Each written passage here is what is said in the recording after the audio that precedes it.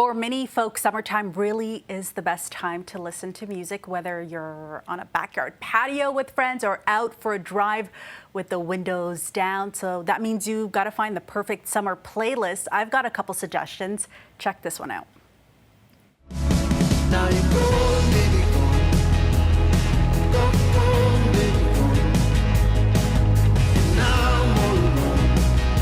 And baby, you're gone.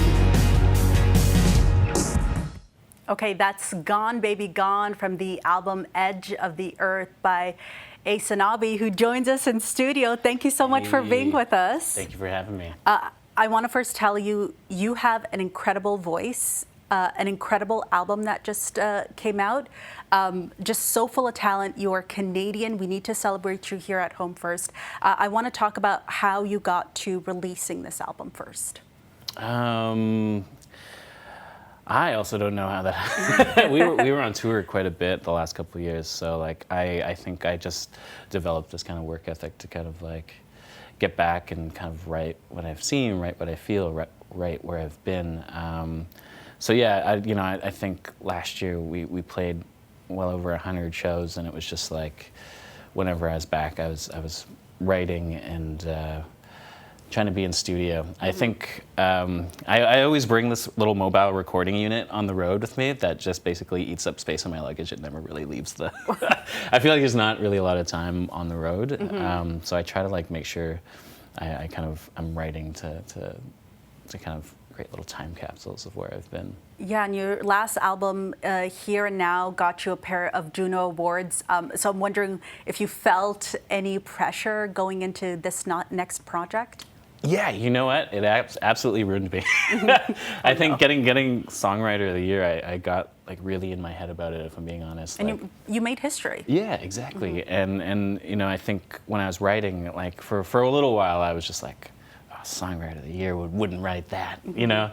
But then I got back to a place where, like, you know, people were resonating and taking what I had been doing. So I was just trying to stay on that path to just, you know, being open, being honest with myself when it comes to writing songs.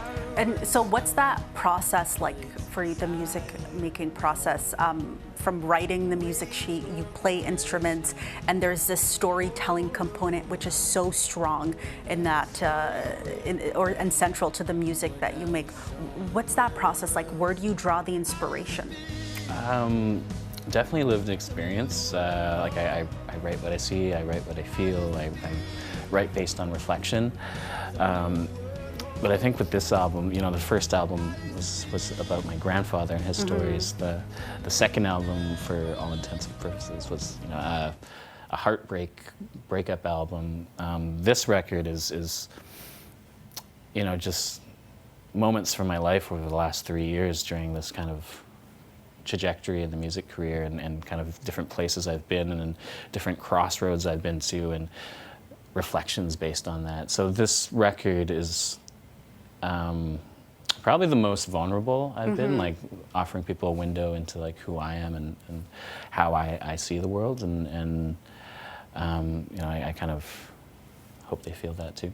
Yeah, and in your career, your Indigenous culture and history has played such a strong role here. I love how you incorporated your grandfather as well. For those of you at home, you've used audio recordings of him that you got. Why was it so important for you to, and this is your past project, but I just felt it was so strong.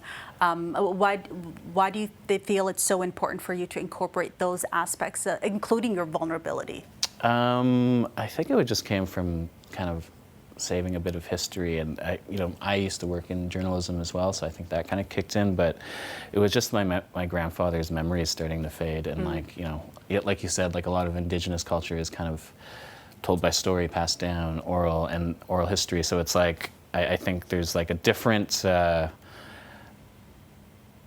feeling when it comes to identity for Indigenous people, especially when like an elder passes away and suddenly like you lose 1,000 chapters of a book, right? So I think for me it was important just to get these stories down for my family, so like we know who we are, where we came from, what we've been through, and so that was the inspiration there. Like I didn't expect to go where it did. Like I thought when that record came out, it would be the same 23 people I would bug to come to my shows who would hear it. You know, like so Yeah. it kind of grew into something beyond my imagination. Huge. You're performing across Canada. I want to talk a little bit about the Way We're Born tour. You're also performing festivals.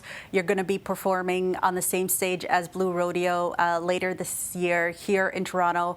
And you're doing something special with your tour as well. You have this call out for local Indigenous artists to join you on that stage. What's the process been like for you, and why was this so important for you to do that? It's, you know, like there's many reasons. One was like just a promise to my grandfather, you know, doing the things you say you're going to do. But I, you know, I grew up in the bush, no electricity, no water. Did not know how a music career works. Did not know how to get in. Did not know where to start. I would just set up shows, and so like part of me is like I was like, there's got to be other artists like that who are just like making music and pouring their hearts out and their soul into this, and like I want to find those people and share stage with them and just provide them insight and help build this community, because the music industry is changing so fast. It's even changed so much since the last tour where I did this a couple months ago. I'm doing it again this fall with the same thing of bringing like amazing artists on stage with me, but like even in that time, like so much is changing with a digital tax and AI bans and all this stuff. So it's like there's a lot to navigate and a lot of insights to kind of share with this industry that's kind of, I don't know, a little bit of a hellscape right now. Yeah, you're certainly paving the way. You're also giving so much opportunity for many folks across Canada. You're going to play us a song as you set up here. I'm going to remind folks. So August 23rd at Bud Stage with Blue Rodeo. For full tour dates, visit Aysanabee.com. And you're going to play us out. Yeah. You're going to play us out. I'm so excited to be a part of this. Thank you so much for being with us. Thank you for having me. This is a song called Home from the new record.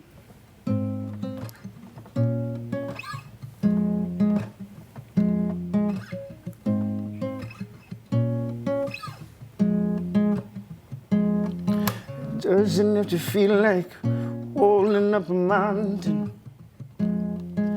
Doesn't have to feel like being crushed by the weight of it.